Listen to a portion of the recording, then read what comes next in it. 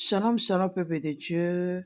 Na pamboli nzambe pona mawa na ye, na pamboli nzambe pona bolingo na ye. Nzambe oyo azobatela biso butu na moi, tika ete kombo na ye enetolama.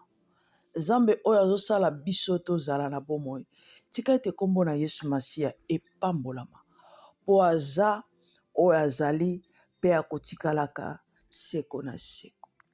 Liloba na ye ebongwani te. Nzambe abongwani te, pe akobongwanaka te.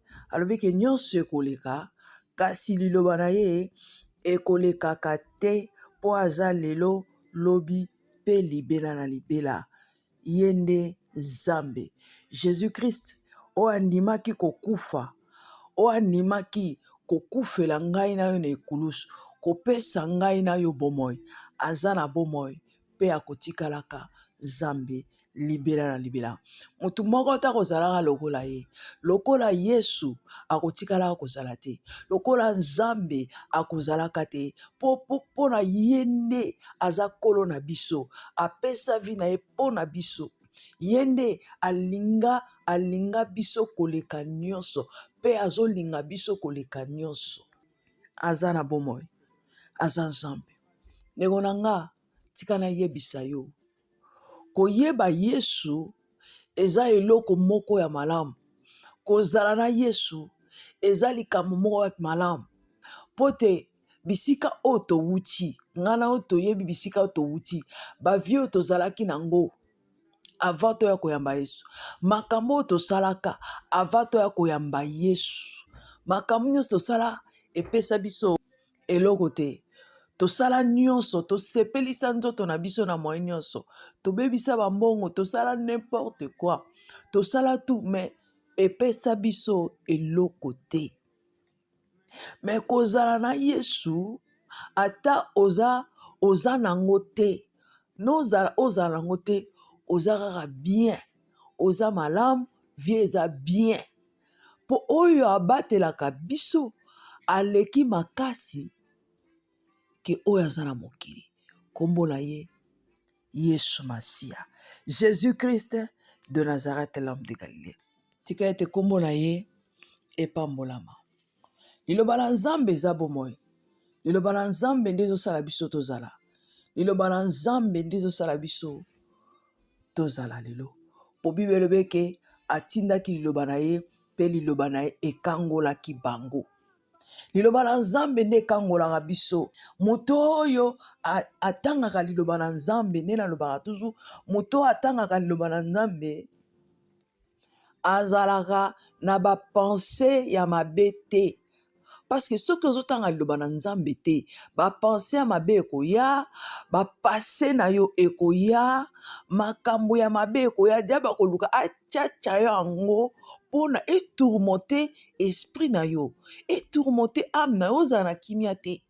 Mais tango ozotanga liloba na Nzambe, moyen ba information wana ya mabe ya Satana eya na kati na yo, ekozala na place te. Bapase na yo wana ekozonga te, bato bamonisaki yo pasi, bamitema pasi oyo bato basalisaki biloko wana ekozala na place te. Po liloba na Nzambe esi eokipe place deja. Esi eokipe deja place. Yango Bible ebi ke non, soki mutu aza badelivre ye, ba esprit nyonso ekei, vie na ye ekomaka bien, ça veut dire eloko moko te ya impur eza na kati na yo, ezalaka lisusu te. Soki sikoyo ba esprit oyo bazali kati no babimi, nde Bible ebi ke non, akoluka zonga atala soki ndako na ye eza okipe non. Soki eza okipe te, akoluka susu akeluka bademo bazalaki plus fort ke ye po baya sikoyo kovanda na ndako wana. Babi problème ya mutu wana ekokoma lisusu pire koleka avant. Yango wana Nzambe arekomandaka biso, après avoir kozwa délivrance, après avoir kopase na délivrance, ba prier po na yo, ba esprit oyo bakangaki yo babimi, il faut pas to koma libre, ça veut dire okotanga sur liloba na Nzambe te, okosalela susu Nzambe te, mpo omoni ke no naza libéré, nakomi libre, bon nasala makambo na ngai. Non, Nzambe alingaka toujours tokipe baame na biso kati na biso na liloba na Nzambe. Il faut to multiplier soki tobandaki kotanga liloba na Nzambe tosalaka 10 minutes, il faut tobakisa susu tokoma nango 30 minutes, tobanda kozwa ata 1 heure de temps na prière mpona ame na biso ndako wana oyo eza temple ya Molimo Mosantu ezala okipe na Yesu Masiya, na Jésus Christ. Po ba esprit babimi bazotala kaka, baotala soki ndako yango eza okipe. Soki eza okipe te bakoluka toujours bacréer le chemin moko boye mpo na opeshe, mpo na kopeshe apoza bakopeshe bongo ekopermete bango bakota po siko basinstalle wana ekozala pasi mpo babima, mpo bayebi ke non so batikeli yo temps okoluka Nzambe okende susu badelivre yo mpo bango babima, alors bakokomplike yo. Yango Nzambe asengaka biso toluka toujours kozala toujours près na ye, koluka ye de plus en plus, koluka ye vraiment na bolingo nyonso, na makasi nyonso. Fo toluka Nzambe na makasi, po Satana azoluka bebisa biso na makasi, biso mpe fo toluka Yesu na makasi, tolanda ye na makasi, azalaka kaka na biso mpona vie ya masumu ezala na esika te na bomoi na biso. Tika te Yesu Masiya apambola ndeko ayoki, apambola yo papa, apambola yo mama esika ozala. Yebaki Yesu alingi yo, Yesu alingaka yo, tomitungisama te, Jésus Christ aza kati na biso. Liloba na Nzambe elobi na 1 Jean 2 à partir à 15. 1 Jean 2 la 15e, à partir à 15, je vais dans la 15. Mutu aza na Bible akotanga langue nyonso moni ko oza comfortable, oza à l'aise otangi nyonso neta pona gloire na Nzambe. Bible dit que non, n'aimez point le monde ni les choses qui sont dans le monde. Si quelqu'un aime le monde, l'amour du Père ne point en lui, car tout ce qui est dans le monde, la convoitise de la chair, la convoitise des yeux et l'orgueil de la vie ne vient point du Père, mais vient du monde. Et le monde passe et sa convoitise aussi. Mais celui qui fait la volonté de Dieu demeure éternellement. Liloba na Nzambe eza vie. Liloba na Nzambe eza nyonso. Nzambe atikela biso liloba na ye mpona na nzela nango totalaka bisika nini tokende. Totalaka eza miroir na biso. Miroir na biso, manuel na biso. Bible eza nyonso oyo mutu anango besoin eza awa. Ote sans ye tokomona nzela te. Sans Bible tokomona esika toza te, tokomona esika tokende te. La parole de Dieu c'est Dieu lui-même. Yango alobi ke non tolinga mokili te na biloko na yango. Alobi tolinga mokili te na biloko na yango. Pona kati na mokili tomona nini?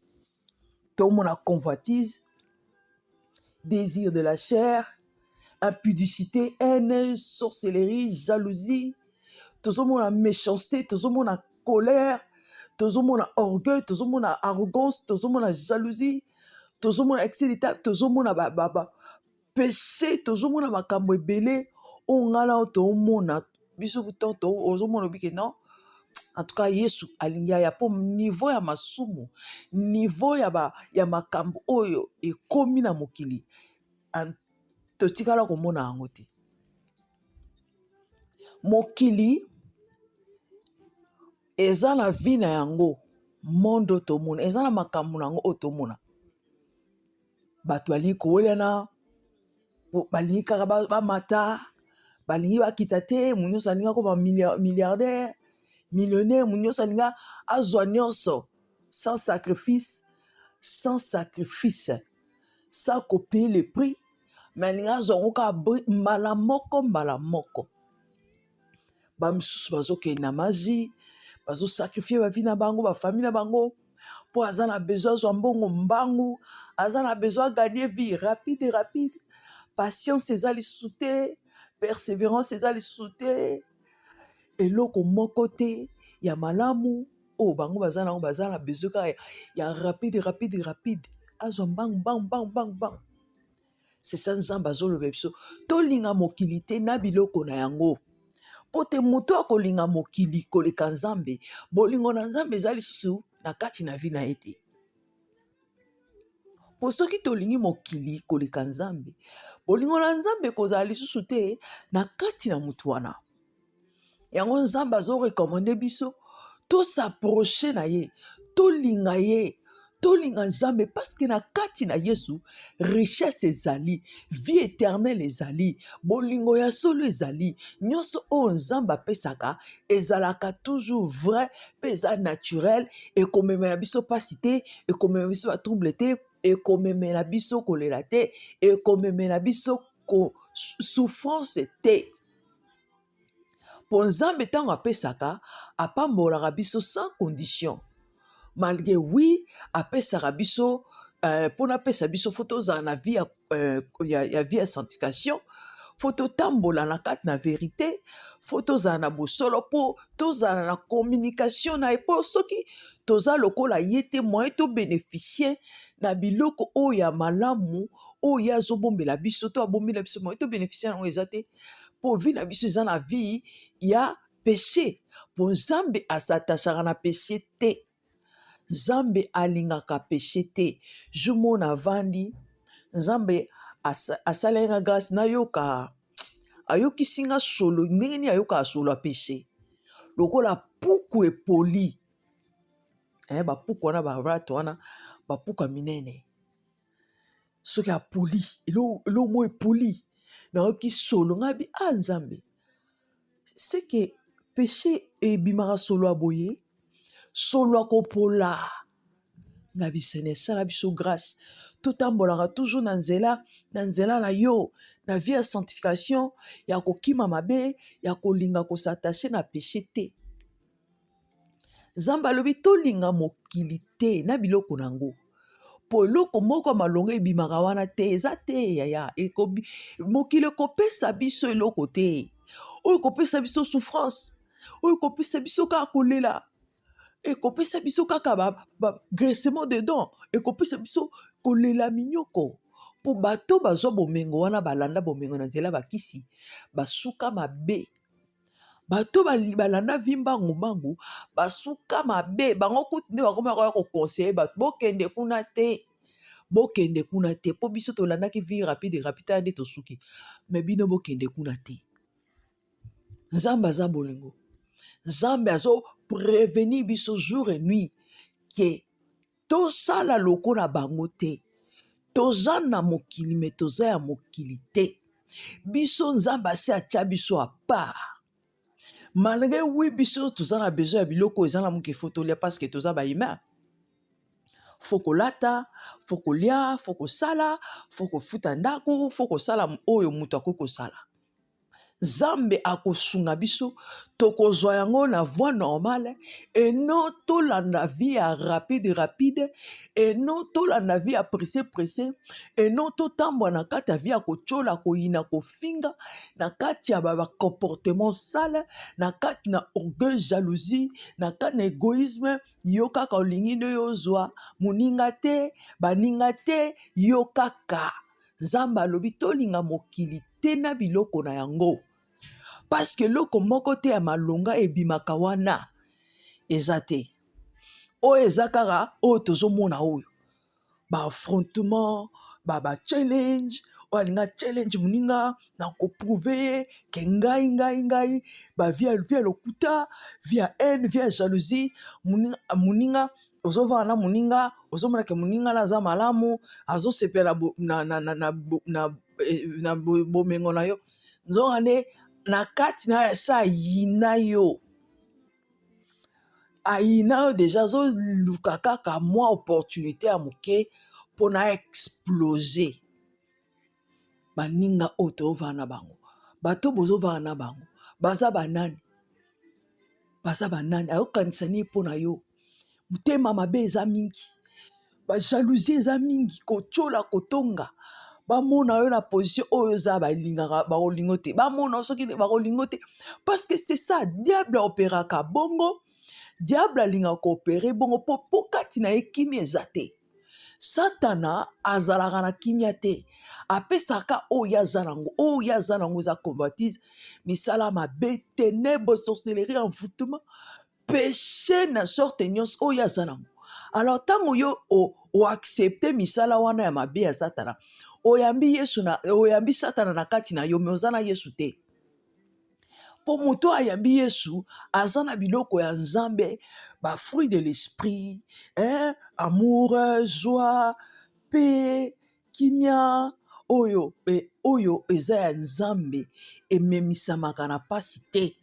Nyonso ya Nzambe eza bonheur, eza kimia, surtout la paix, surtout kimia. Kimia nde lakisaka non oyo moto aza na Yesu. Pona ngonga o kimia ya te, bato wana kimia te, po bato akomika presse tozwa tobonga toluka vimbangu ifuna latela mbana Gucci abimisaki, Versace abimisaki, J3 abimisaki, bagriffe esale nga babiloko wana nalingaka na yango te. Bilamba bagriffe sosalinga kado, bilamba bagriffe bosana na kolata yango te, nakolataka yango te mpo nalingaka yango te. Nalingi elamba nanga simple, nazala simple, c'est ça. Nalingi nazala simple, tozala simple, tomitungisama te fona luka saki moko be ya kombo mpo bamona ngai fona lata fona Nzambe aza na posa biloko wana te. Kati na biso nde fo ezala propre, kati na biso nde fo ezala bien. Nzambe aza na besoin ya kati na biso ezala kitoko. Tolongwa na misala ya mabe, tobongola mtema na biso moko tokoka te, tozala na désir wana po avant Nzambe aya kati na ye fo mona posa wana ke oza na posa wana, ke oza na besoin ke motema na ye bongwana, oza na posa vie na ye changé. Makambo nyonso ya kala Nzambe aza nango besoin te, aza na posa tozala revêti na homme nouveau oyo eza Yesu Masia. Vieil homme Nzambe aza nango besoin te, biloko wana vie ya kala, bakaraktere ya mabe, bakaraktere moko ya méchant, bakaraktere ya dur, esika yo oza bato bazalaka susu à l'aise te, esika yo oza moto azosupporte présence na yo te, so bato aloka no bazotanga motema no elongi, tellement motema mabe eleki, tellement oza mabe, ozala gentil mpo bayebi ke no yo oza boye, ozalaka bien te. Wana eza témoignage ya malamu te. Nzambe aza na besoin tozala lokola ye, tozala lokola ye, to ressemble na ye, tozala lokola ye, to se comporter lokola ye. Pona tokoma na niveau to ana besoin na Yesu, to ana besoin ya Saint-Esprit yenda yebi po bibebi ke no Saint-Esprit nda yebi penser ya Nzambe, yenda sondaka profondeur ya Nzambe, yende tozana besoin na ye a transformer biso, apesa biso identité oyo ya lingi biso tozala, a transformer biso, tout s'attacher na mokili te, na biloko na yango, tout s'attacher na yango te, tout se débarrasser na biloko ya mokili. Tozala simple, tozala simple, tozala simple. Lokola Nzambe, po nyonso oyo ya mokili ekoleka, na biloko na yango ekoleka, mokili ekoleka, biloko nango ekoleka, kasi oyo akolinga Nzambe, oyo akokanga na Yesu, akovivre seko na seko. Oyo akolinga Yesu, akoaccepte Yesu azala maître na ye, azala nyonso na ye, Bible elobi akoumela éternellement. Nzambe aza tellement bien, Jésus-Christ aza tellement bien, aza oyo azali. Bolamu na ye eleki ebele. Bolingo na Nzambe eleki ebele. Bible eza simple. Biso nde bato ya mokili tokomisi Bible oyo pasi. Maloba oyo komama eza nango simple. Me bato balingi kaka balukaka bisika oyo bazo komplike bango. Bazo komplike bango. Me oyo poske Nzamba liloba oyo Nzamba atikela biso commandement ya makasi te. Linga Nzambe na yo na motema na yo mobimba, linga moninga na yo na motema na yo mobimba, séparé na péché, luka volonté ya Nzambe. Biloko Nzambe ayebisa biso tosala, me bato balingi kokomplike makambo. Balingi bakende esika bazoteyaka bango ba richesse. Nzambe akopambola amen. Nzambe akopesa yo richesse amen. Nzambe akosalela malamu amen. Mais so babi keno tika masumu bato bashiki. Tika nzela nozolanda bato basiliki. Wana verset kobimaka keno ne juge point. Ko juge ngai te. Te bazo ebiso vérité keno nzela wana ozokende eza mabe. Il faut tika yango. Faut ba ebiso vérité. Po mutu alingi yo ne mutu akoyebisa oke eloko ozosala eza mabe fotika. Eloko oyo ekomemo na kufa fotika. Ne mutu alingi yo o alingi yo te akoya kopompisa kaka okobonga okokende liboso okosala okozwa bomengo okozwa na mona richesse na ezobima na ténèbres. Nzambe merci pambolinga. Ye wana alingi yo te. Alingi yo te. Mais mutu alingi yo ayebi biso ke non Nzambe opambola yo, mais avec condition que non faut tika péché. Ce que ozala nzela ya péché tika, mais ce que ozala nzela ya malamu Nzambe ko bénir yo, mais ce que ozala via péché Nzambe opambola te po Nzambe opambola bato masumu te. Ba révélation mususu oya epa na yo Nzambe ko kopesa message po na yo ke akopambola yo po ayebi ke non osengaki ye. Alors, atie maloba na ye pa musani na po ebisa yo message, apeso message wana. Wana ezo confirmer que oui, ozaki na prière, Nzamba lobeli à travers ya musani na ye. Pour Dieu parle tantôt d'une autre, tantôt d'une manière. Mitema ya batu toyebi te ndenge ni batu bazara na Nzambe. Kasi Nzambe nde ayebi batu na ye po baza batu na ye, toza batu na ye. Alors, ba message ya temps yo, eza ba message ya repentance. Yango wana Nzambe azo toucher biso, tomemaka ba message oyo pona message ya repentance, emema biso na vrai chemin. Na chemin ya vie ya vérité, na chemin ya solo oyo eza Yesu Masia. Potango oyo nazo partager na bino message oyo ezozongela penga mutu ya liboso. Nga pe naza na kati po biso nyonso toza na kati. Mutu mota libanda po mutu aza munene ezaka Yesu. Biso toza na se. Biso toza na niveau moko. Mutu mota leki muninga. Yaya Nzambe alobi tolinga mokili te na biloko nango. Topesa mitema na biso epa na Nzambe. To abandone nyonso oyo ezomema biso na libungi. To abandone yango, to pesa bomoi na biso epa ya Yesu Masia. Nzambe ayebi ye moko ndenge nini akomema biso na nzela na ye. Projet ya Nzambe biso toyebi yango te. Pensée na ya vers biso toyebi yango te. Mais ye moko ayebi eloko ni ya malamu oyo ye aza nango pona biso. Mais loka o biso toyebi ke Nzambe azalaka toujours na projet malamu pona biso. Mais oyo abongisi pona ngana yo ye moko Nzambe ayebi.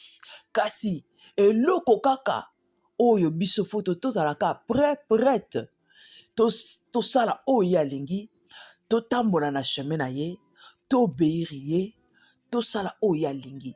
Ne lipamboli ekoya. Lipamboli ezalaka te ba bien matériel, lipamboli spirituel eza. Pote soki na kati ya molimo na yo oza na kimia te, ata oza na bomengo soki ndenge nini okosentir biloko wana te, parce que na kati na yo oza na paix te, oza na joie te. ozana esengo te, ozana santé malamu te, moyen bénéficier na bénédiction spirituelle ezate. Lipamboli na oyo eza spirituel, eza nano étant spirituel, étant spirituel na ezala bien. Santé ya molimo na ezala très bien. Ezala bien, ezala très bien. Net oko bénéficier na bénédiction eza physique. Nzambe na lola azwa lokumu. Bolingo na ye demere kati na biso, kimia na ye ezala kati na biso. Tika ete Nzambe apambola yo, apambola bino bandeko na ngai, apambola bino koleka, apambola bino koleka. Malédiction, ténèbres, sorcellerie, envoûtement, piège nyonso ya diable esimba bana na ye te, esimba bana na ye, bana na Nzambe te, esimba biso te, esimba mutu te, na kombo na Yesu Masia. Nzambe apambola bino, apambola biso, bénédiction et grâce et accompagner biso tous les jours pendant que tu es en moi. Nzambe azalo.